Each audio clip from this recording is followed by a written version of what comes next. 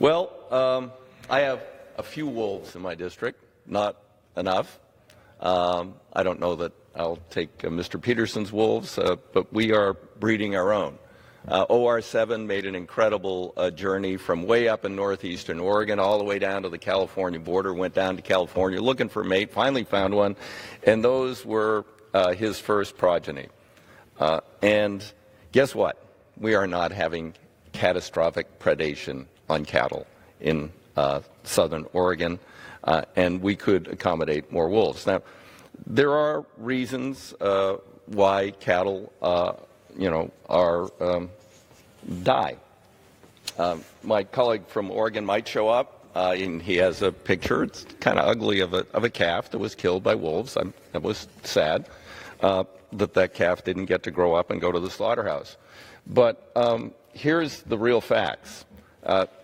This is 74% of loss is due to health issues. That is good husbandry.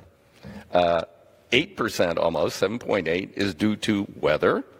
2.7 is due to coyotes, cougars, bear, and dogs, predators. And oh, here we are. Look, that's the problem. 0.9%. Oh, wait a minute. We have no new numbers. 0.2%. 0.2% is due to wolf predation. Now, I doubt that my colleagues on the other side have gone to Yellowstone to see the phenomenal recovery of the ecosystems in Yellowstone. We'll hear from it's bad for hunters, elk. Well, actually, the elk population is doing very well, but they don't browse all the way down into the streams anymore. So now fish come back, and other species have come back because the elk are worried about the wolves. So they stick to the forested areas where they should be. So having apex predators is incredibly important to a balanced environment.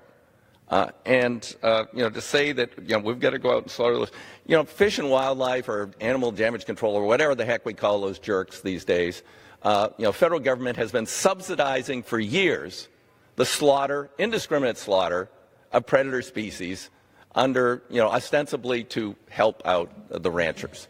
Now, when I was a county commissioner, we were kind of broke, and we went through a list of everything we were doing. I said, what are we doing giving this money there? And they said, oh, well, that's our match to the federal government to come and kill coyotes. And I said, what's that about? And they said, oh, sheep predation, horrible. Well, we were broke. We cut out that, and we said, no, we don't want these people here anymore. We're not going to subsidize it. And guess what happened? Nothing. We did not have horrible sheep predation in my county. So a lot of this is based on some kind of gut level historic, fear or hatred of predators that has been passed down from generation to generation. We can have a healthy wolf population, and you can still do good husbandry with cattle.